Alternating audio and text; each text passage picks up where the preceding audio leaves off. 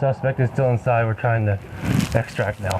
Sheriff's office, anybody's inside, come out now with your hands up. You guys need to wait here to FHP get you, okay? I have to go. A person just got stabbed in the neck, so I gotta go.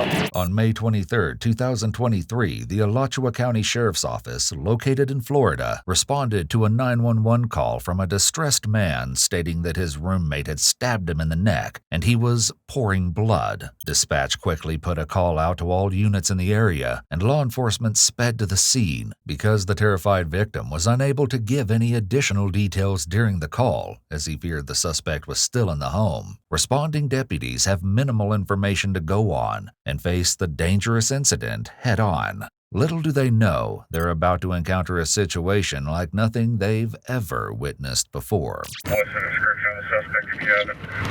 Suspect from history is an Omar Gutierrez. Hey, leave it there. Like 31 years of age. I don't have legal today. To make matters worse, responding deputies are having some difficulty making their way to the scene. Oh, get out of the way. On 98th Newberry. No! Out of the road. 10-4 code. Get your car out of the road. Hey, I gotta go. What up, Zach? Myself and another unit. What the actual? Gotta get you suspect 45. I don't. And a crash occurred right in front of me, right as FHP pulled up. I told FHP, I'm out. I gotta go. Yeah, all right. Let me let you go. I'll see you there. Okay, there's miles away. Want to navigate there? No. All right. What about 2.6 miles away? No. Got it. There aren't any other places in the area. Shut up. Meanwhile, the first deputy has arrived at the residence. All appears to be peaceful from outside the home, and backup is just moments away. But with so much unknown and at least one victim severely bleeding, every second counts. The deputy can't afford to wait. Hey, the front door's locked. I'm gonna boot the door. Sheriff's office! Sheriff's office!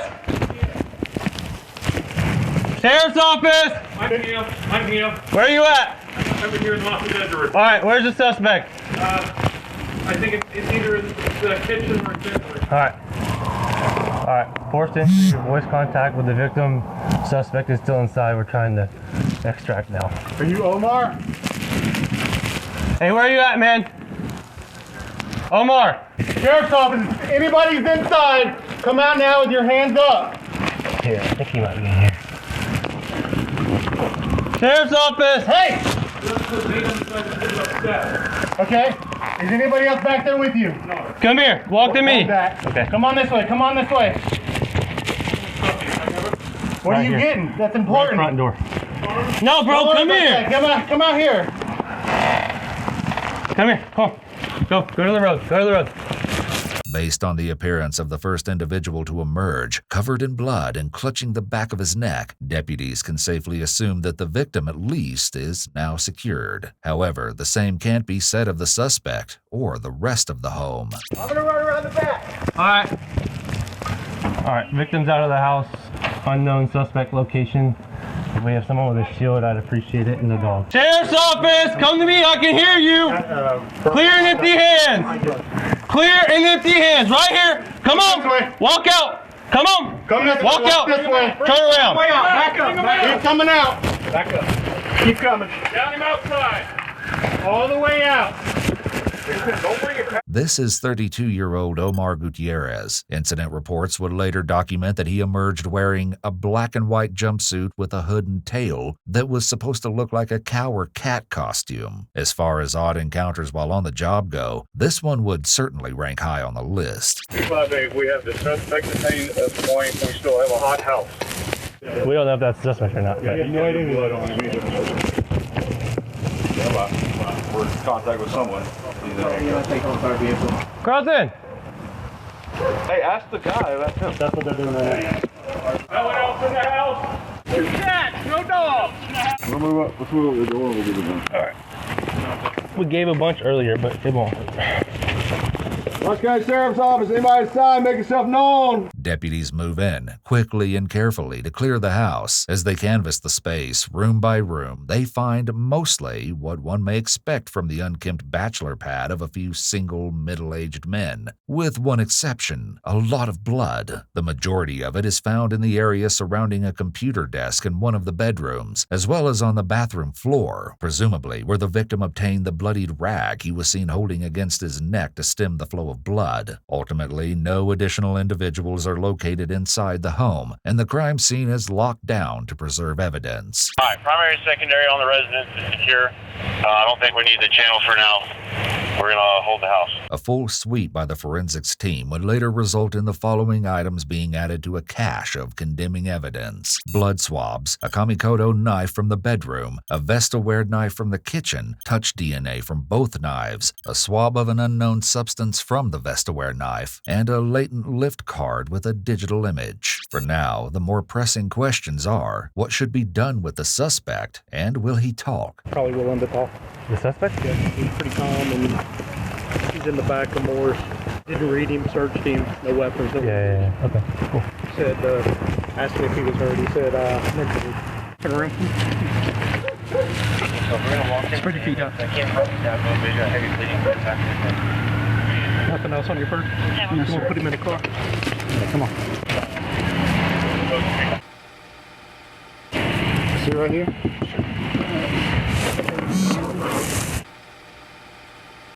Back there. Suspect here. You want him? I'm gonna put you in a different truck, okay? Step out for me, please. Okay. Just do exactly as I say, and everything will be safe, okay? Your call updates. Yeah? You sit right there for us, my man. The following items were found on or near Omar and were logged as additional evidence: medical marijuana hand-rolled blunts, a random piece of metal, a green button-up shirt with blood, and, last but not least, a cat jumpsuit. From the victim, a bloody towel and a green button-up shirt covered in blood were bagged as well. However, officers seem to be a bit short on the standard issue forensic packaging. Evidence? Yeah. Hey, what kind of evidence? Well, it's the rag he was holding for his neck. Bug had that. That's all I got for you. Who's up there? I have a manila folder. I can put it in the manila folder for now. Where's the knife? I don't know. I didn't see it. We don't have that yet. Yeah. Let me move. Just give me that. And I'll move my car away. have it, bro. Okay, cool. Thank you. Bloody articles need to be dried as much as possible and then packaged in several layers or containers of paper. The paper bag itself is more appropriate than plastic since it promotes drying. Interestingly enough, samples remaining wet actually degrade faster, though after drying, they should be frozen. It's important not to place a wet biological sample into a package that is too small, because that delays drying and increases the chances of spoiling any evidentiary value. Given the immediate circumstances, placing evidence in a paper bag is likely the best the officers can do until more advanced evidence collection technicians arrive on scene. I didn't get to take to see what the rest was. Worked out as good as it could have. But, That's a lot of blood. yeah. Hit something? Huh? Had to nick something. That's a lot of it. That's a lot of blood, yeah. You had to nick something. Nicked, as it turned out, would be putting it lightly. The victim, who identified himself as Jeremy Newman, was tended to by the first deputy to arrive at the scene after Jeremy exited the home. That deputy described the encounter in his incident report. Jeremy was bleeding heavily, his shirt saturated in blood along with his hands, arms, body, and his long hair. According to Jeremy, he'd been working at his home desk when he noticed Omar walk up behind him. Not thinking anything of it, he'd continued working. However, moments later, he felt a sharp pain in his neck, and reaching back, he felt the knife that had been plunged into him, slicing his hand on the blade as he removed it. When he'd asked Omar why he'd attacked him, Omar allegedly replied it was instinctual, taking the knife back and walking out of the room. Jeremy was transported to Shan's emergency room, where he continued to give his shocking tale. He explained that he was an Australian native who had moved to Florida in 2014 to continue his postdoctoral research at UF. Omar, it seems, had moved in with him and a third roommate about 9 months prior, though the pair had been friends for years. Things had gone smoothly up until a few weeks before, when Omar accused Jeremy of bothering his cat, which Jeremy vehemently denied. However, it's alleged that Omar's behavior became progressively more odd. He allegedly told Jeremy at one point, "I'm not above killing you." Thankfully, medical evaluations determined Jeremy's wounds to be non-fatal, though additional details are not known. Do you want me to interview him or no? No, don't interview him at all. Do we have his information?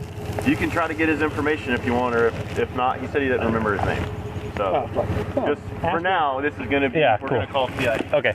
Background checks revealed that Omar had no criminal history and no known history of violence. However, Jeremy did tell law enforcement that he felt Omar suffered from paranoid schizophrenia, though it's important to note that these claims are unsubstantiated. What we do know is that Omar was charged with 1 count of attempted murder and booked at Alachua County Jail on a $1 million bond. Court records, however, show that on July 27, 2023, Omar was found to be incompetent to stand trial following a psychological evaluation and was committed to the Department of Children and Families.